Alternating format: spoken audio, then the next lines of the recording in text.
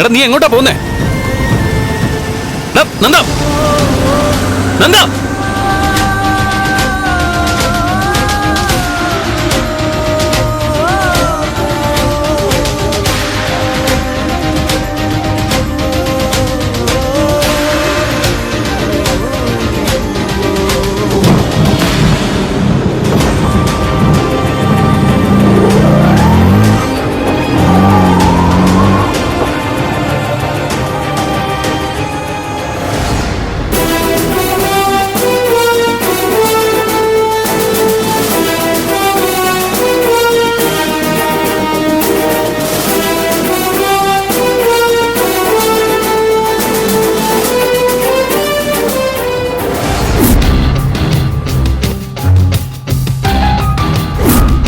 ഇവിടെ വലിയൊരു സംഘർഷം നടക്കുമെന്നാണ് ഞാൻ വിചാരിച്ചത്. ഇവിടുന്ന് ഇറങ്ങിയപ്പോ നന്ദനും മുരളിയും കൂടി തടയാൻ ചെന്നു. നന്ദന്റെ കൂടെ പോകുന്ന ആദ്യം ഞാൻ വിചാരിച്ചത്.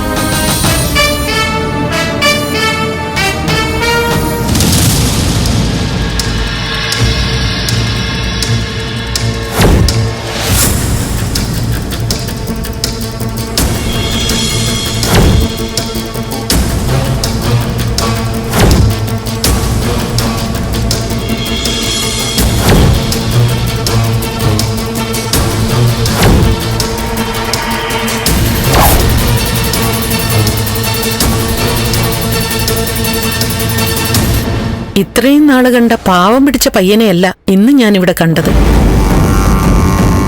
നല്ല ചങ്കൂറ്റമുള്ള എന്തിനും പോന്നൊരു പുരുഷനെയാണ്. അവരുടെ പിന്നാലെ പോയിട്ട് എന്തൊക്കെയാ ഇനി നടക്കാൻ പോകുന്നതെന്നാ എന്റെ ടെൻഷൻ. മുരളിയും പിന്നാലെ പോയിട്ടുണ്ട്. മംഗലശ്ശേരിയിലേക്കായിരിക്കും അവൻ പോയത്. അവനിനി അവളെയും വിളിച്ചുകൊണ്ട് ഇങ്ങോട്ട് വരാനായിരിക്കുമോ? എന്തും സംഭവിക്കാം പ്രഭ. വിളിച്ചോണ്ട് വന്നാൽ എന്തു ചെയ്യും? അതിനുള്ള ധൈര്യം നന്ദനില്ല. അങ്ങനെ കരുതിയിരിക്കണ്ടാട്ടോ. അവൻ പ്രഭയ്ക്ക് തരുന്ന സ്നേഹത്തിന്റെയും റെസ്പെക്റ്റിന്റെയും പേരില പറയുന്നതെല്ലാം അവൻ ഇഷ്ടമില്ലെങ്കിൽ കൂടി അനുസരിക്കുന്നത്. അതിനും ഒരു ലിമിറ്റുണ്ട്. അത് ബ്രേക്കായാൽ അവൻ പിന്നെ പ്രഭയെ എതിർക്കാൻ തുടങ്ങും. പിന്നെ നമുക്കൊന്നും ചെയ്യാൻ പറ്റില്ല. ഇത്രയും പോകുന്നൊരു മകൻ അവന്റെ ഇഷ്ടത്തിനനുസരിച്ച് എന്തെങ്കിലും ചെയ്യാൻ നോക്കിയാൽ അമ്മ എന്ന നിലയ്ക്ക് പ്രഭയ്ക്ക് വെറുതെ നോക്കിയിരിക്കാനേ പറ്റൂ. എന്നെ ധിക്കരിച്ച് ചന്ദ്രോത്ത് തറവാട്ടിൽ അവൻ ജീവിക്കില്ല. പിടിച്ച് പുറത്താക്കും ഞാൻ. മണ്ടത്തരമാണ് പറയുന്നത്. പ്രഭയ്ക്ക് അവനെ വീട്ടിൽ നിന്നേ പുറത്താക്കാൻ പറ്റൂ. മനസ്സിൽ നിന്ന് അവൻ ഇറങ്ങിപ്പോവൂ. പിന്നെ ഇറക്കി വിടുന്ന ചന്ദ്രോത്ത് തറവാടിൽ പ്രഭ എത്ര കാലം ഉണ്ടാവും? എടോ, ലോകം ചെറുപ്പക്കാർക്കുള്ളതാണ്.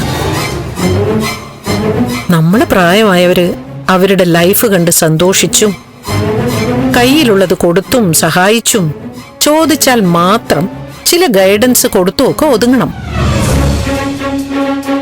ഏത് നിയന്ത്രണങ്ങളും ഒരിക്കൽ ബ്രേക്ക് ചെയ്യപ്പെടും.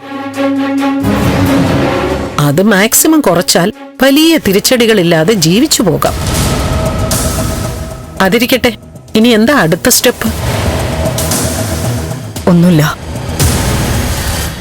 ഞാൻ വിളിക്കാൻ ജാനകി. Thank you. ഓക്കെ.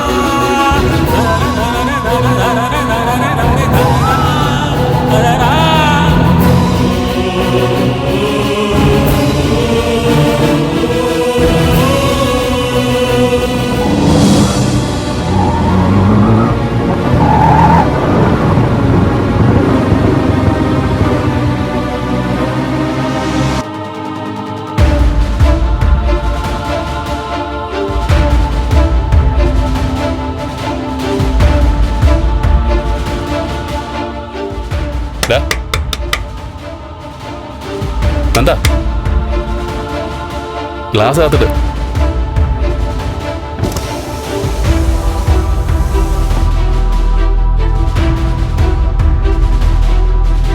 നീ ഇറങ്ങി.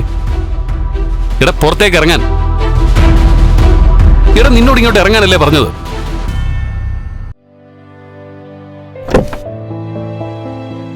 വാ ഇറങ്ങ.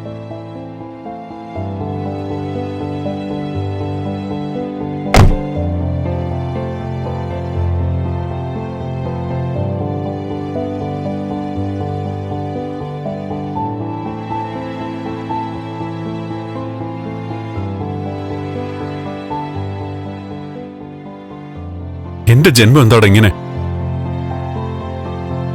വിശ്വസിച്ച് ഇറങ്ങിപ്പോന്ന പെണ്ണ. എനിക്ക് വേണ്ടി എന്തും സഹിക്കാൻ തയ്യാറായവളാ. അവക്കൊരു ജീവിതം കൊടുക്കാൻ പറ്റിയില്ല. നന്ദ,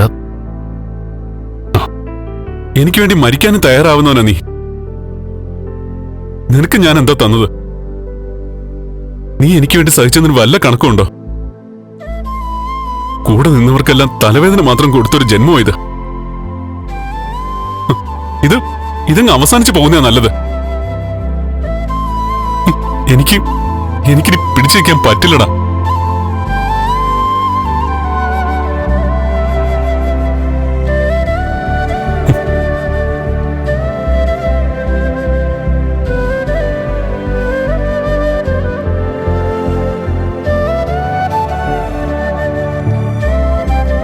എനിക്കിനി ജീവിക്കണ്ട. പാവം പിടിച്ചൊരു പെണ്ണിന്റെ ജീവിതം തല്ലി തകർത്തിട്ട് എനിക്കിനി എന്തിനടാ ഈ ആയുസ്? ഞാനെല്ലാം അവസാനിപ്പിക്കുക. ജീവനോടെ ഇരിക്കാൻ ഒരു യോഗ്യത ഇല്ലാത്തവനാ ഞാൻ. എന്നാ പിന്നെ അതാ നല്ലത്. വിഷം വേണോ? ഞാൻ വാങ്ങിച്ചുതരാം. അല്ലെങ്കിൽ ഏതെങ്കിലും ട്രെയിൻ നോക്ക്. അതാ നല്ലത്. ഇല്ലെങ്കിൽ കടലിലോട്ട് ചാടിയാലും മതി. അതോടെ വേഗം കാര്യം കഴിയുമല്ലോ.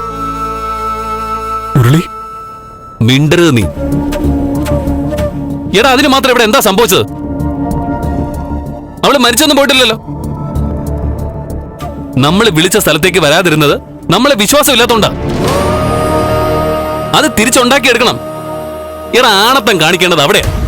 ഇനി ഞാൻ എന്ത് ചെയ്യണമെന്നാ നീ പറയുന്നേ? ഇനി എന്ത് ചെയ്യണമെന്ന് ചോദിക്കരുത്. നീ ഇതുവരെ കാര്യമായിട്ടൊന്നും ചെയ്തിട്ടില്ല. അവസാന നിമിഷം വരെ അച്ഛൻ എന്തെങ്കിലും വഴി കാണുമെന്ന് പറഞ്ഞ് ചുമ്മാ നടക്കല്ലായിരുന്നു നീ. എടാ, ഞാൻ പിന്നെ എന്ത് ചെയ്യണമായിരുന്നു? എടാ, ഈ ചോദ്യം നീ നിന്നോട് തന്നെ ചോദിച്ചിരുന്നെങ്കിൽ ഇത്രയും ദുരന്തങ്ങളൊന്നും സംഭവിക്കില്ലായിരുന്നു. നിനക്ക് വേണ്ട എന്താ? അത് എന്നോടൊന്ന് തെളിച്ചു പറയാവോ?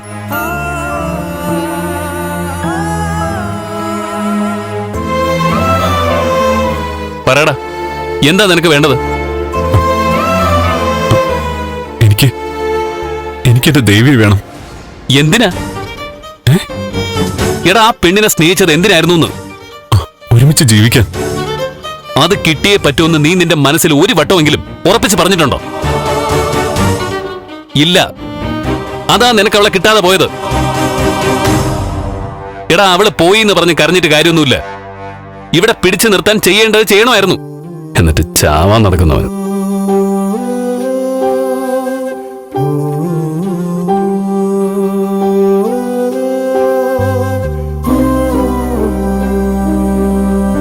എന്താ നീ പറയുന്നേ? ഞാൻ എന്ത് വേണേലും ചെയ്യാം. നീ പറ, ഞാൻ എന്താ വേണ്ടത്? അമ്മയോട് പോയി വിവരങ്ങളെല്ലാം പറയാൻ പേടിയായതുകൊണ്ടാണല്ലോ കഥ ഇത്രത്തോളം നീണ്ടുപോയത്. അതിന് പറ്റിയില്ലെങ്കിൽ ചങ്കൂറ്റത്തോടെ അവളെയും കൊണ്ട് എവിടെയെങ്കിലും പോയി താമസിക്കണം. അപ്പൊ ചന്ദ്രോത്ത് വിവരം അറിയും. കാര്യങ്ങൾക്കൊക്കെ ഒരു നടപടി ഉണ്ടാവും. അതൊക്കെ ഞാൻ ആലോചിച്ചതാ. പക്ഷേ അച്ഛന് പേരുദോഷാവും. പിന്നെ ഒരു വഴിയുണ്ട്.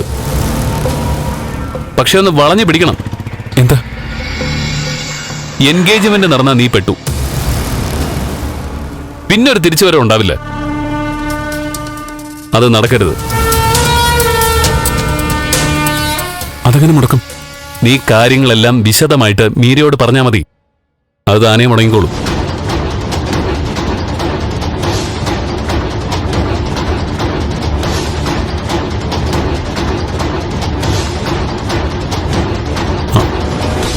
അങ്ങനെ പറഞ്ഞ അത് മീരയ്ക്ക് വലിയ ഷോക്കായി പോടാ. എടാ, സത്യം എന്നായാലും മീര അറിയും. നിന്റെ ഭാര്യയുടെ സ്ഥാനത്ത് നിൽക്കുമ്പോ ഷോക്കാവുന്നതിനേക്കാൾ നല്ലത് ഇപ്പൊ ഷോക്കാവുന്നത്. അവളെന്നെ വിവാഹം കഴിക്കാൻ ഇഷ്ടപ്പെട്ട് നടക്കുന്നൊരു പെണ്ണ. അവളോട് ചെന്ന് എങ്ങനെയാടാ ഞാൻ? എന്നാ പിന്നെ നീ അവളെ തന്നെ കല്യാണം കഴിച്ചാ മതി. ഞാൻ പോട്ടെ. എടാ നീ പറ. എല്ലാം കൂടി ഒറ്റയടിക്ക് പറഞ്ഞ് നീ എന്നെ ടെൻഷനാക്കല്ലേ. എടാ, അവൾ അറിവും വിവരമുള്ള പെണ്ണ. കാര്യം പറഞ്ഞ അവൾക്ക് മനസ്സിലാവും.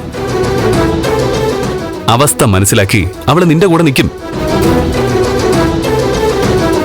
എന്നിട്ട് പിന്നെ എല്ലാം എളുപ്പമല്ലേ?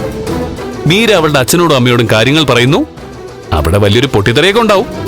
അടുത്ത നിമിഷം പ്രഭയാന്റിയുടെ മുന്നിലേക്ക് വിഷയം പറന്നെത്തുന്നു. അതോടെ എല്ലാരും അറിയും. അപ്പോ പതറിപ്പോവാതെ ദേവികയല്ലാതെ വേറെ ഒരു പെണ്ണിനെയും എനിക്ക് വേണ്ടെന്നങ്ങ് ഉറപ്പിച്ചങ്ങ് പറഞ്ഞാ മതി. രണ്ടിലൊന്നും അപ്പം അറിയാം. അതോടെ ഇത്രയും നാളത്തെ ടെൻഷൻ അങ്ങ് അവസാനിച്ച് കിട്ടും.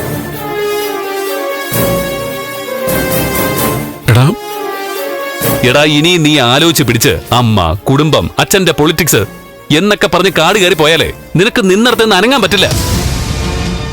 എടാ, സാഹചര്യത്തിനനുസരിച്ച് പ്രവർത്തിക്ക്. ഇപ്പോ മീരയ്ക്ക് എന്തെങ്കിലും ചെയ്യാൻ പറ്റൂ? എടാ, നീ ആലോചിച്ച് നിൽക്കാതെ നേരിട്ടെന്ന് കാര്യം പറ.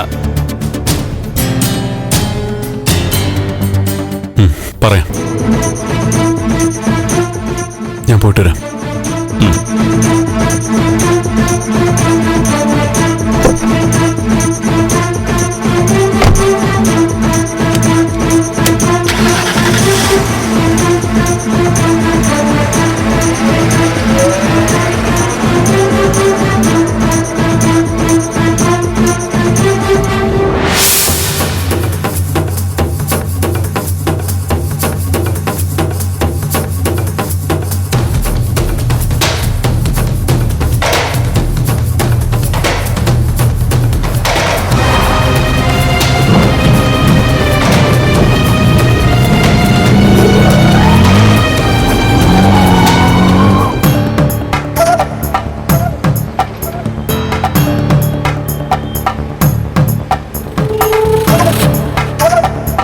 ദേവിക്ക് ക്ഷീണമുണ്ടോ?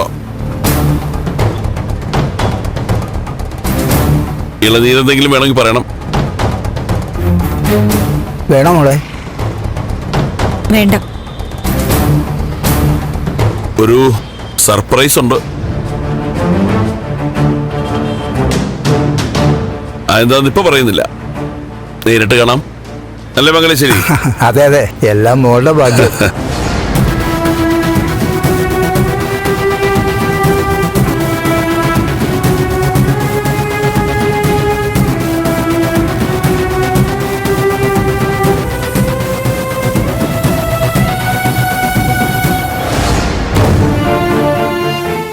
എന്താ ഇങ്ങനെ പറയുന്നേ? ദേവിക പിന്നെ എന്ത് ചെയ്യണം? സഹിക്കുന്നതിനൊക്കെ ഒരു പരിധിയില്ലേ? ഒരു മനുഷ്യൻ എന്ന അവസ്ഥയ്ക്ക് കുഴപ്പമൊന്നും ഇല്ലെങ്കിലേ പ്രണയത്തിന് പ്രസക്തിയുള്ളൂ. സ്വസ്ഥമായിട്ട് ജീവിക്കാൻ പോലും സമ്മതിച്ചില്ലല്ലോ.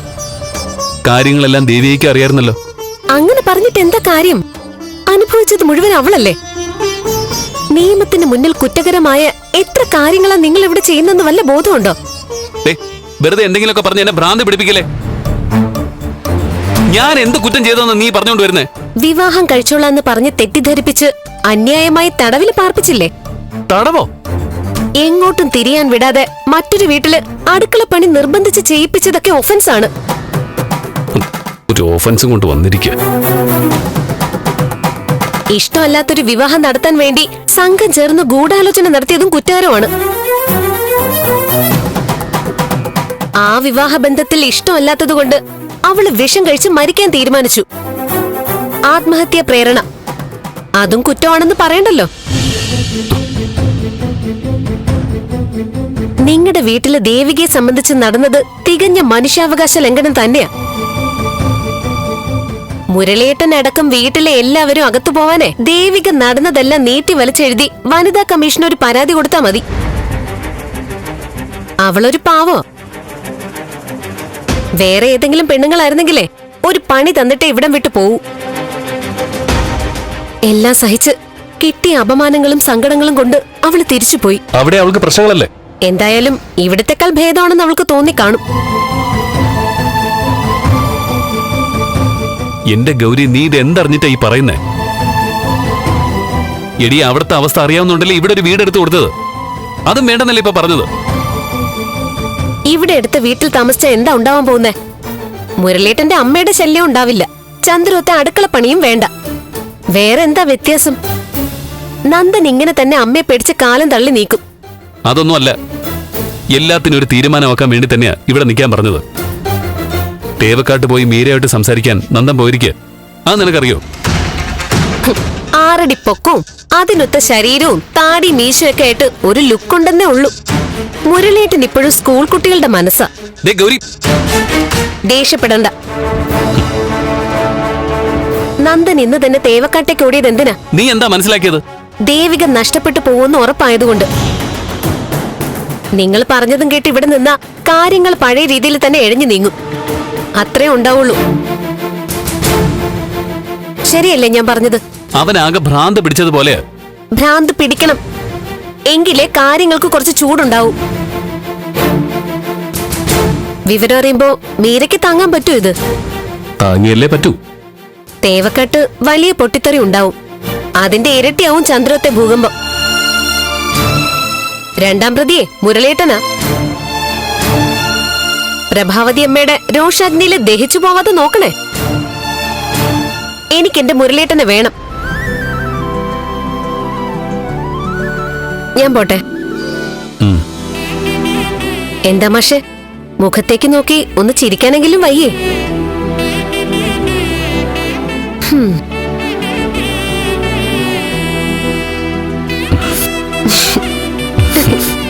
ഓ, സമാധാനമായി. വിളിക്കണേ. ശരി, വിളിക്കാം.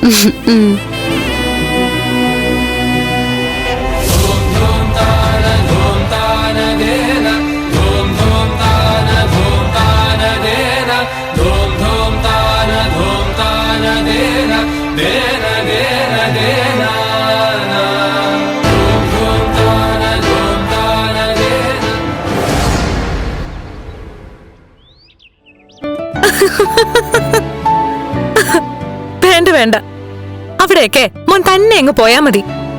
ബിക്കിനി ബീച്ചൊന്നും നമുക്ക് പറ്റില്ല. നമ്മ തനി നാടനാണേ. എന്നിട്ട് ഇന്ന് എന്താ നാടൻ പെണ്ണിന്റെ പ്രോഗ്രാംസ്? സ്ഥിരം പരിപാടി തന്നെ. ഓഫീസിൽ പോണം. ഇന്ന് കുറച്ച് വൈകി. ഒരു ക്ലയന്റ് വരും. അല്ല, ഇന്ന് ബിസിയാണോ? ഷൂട്ടുണ്ടോ? ഇന്നില്ല, ഇന്ന് ടോട്ടലി ഫ്രീ. ആ, എന്റെ ഈ പ്രീഷ്യസ് ടൈം നാടൻ പെണ്ണിന് തന്നേക്കാം. എന്താ? റിയലി? ഉം. ദേ, പറഞ്ഞ വാക്ക് തെറ്റിക്കരുത്. ഈ ഫുൾ ഡേ എനിക്കെന്ന് പറഞ്ഞ എനിക്ക് മാത്രമായിരിക്കണം. ഇടയ്ക്ക് എന്നെ പോസ്റ്റാക്കി മുങ്ങൽ, മണിക്കൂറുകളോളം മാറി നിന്നുള്ള ഫോൺ കോൾസ്, ഇതൊന്നും പറ്റില്ല. എഗ്രി? ആയിക്കോട്ടെ.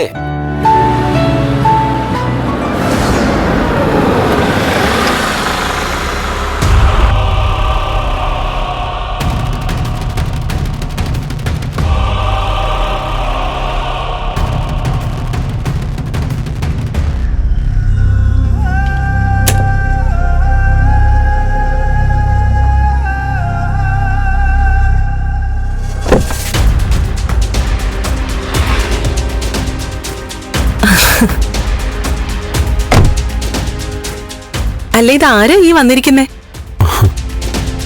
ബാലേട്ടാ, ഒരു ഗസ്റ്റ് ഉണ്ടേ. വാന്നെന്താ?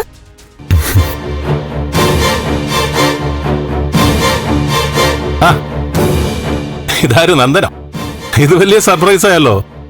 എങ്ങനെയാ വീട് കണ്ടുപിടിച്ചേ? കളിയാക്കണ്ടങ്ങളെ, 5-6 മാസം മുമ്പ് ഇവിടെ വന്നിരുന്നല്ലോ. അതെ അതെ, എന്തെങ്കിലും ഒഴിവാക്കാൻ പറ്റാത്ത കാര്യമാണെങ്കിൽ അവിടുന്ന് പ്രഭ നിർബന്ധിച്ച് പറഞ്ഞുവിടും. വാമോനെ, അകത്തിരിക്കാം. ആ.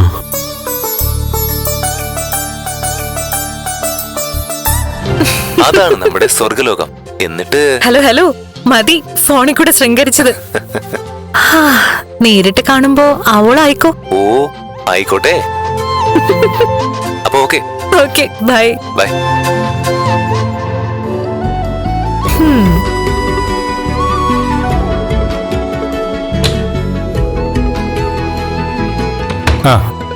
വാ വാ ഇരിക്കേ. ആ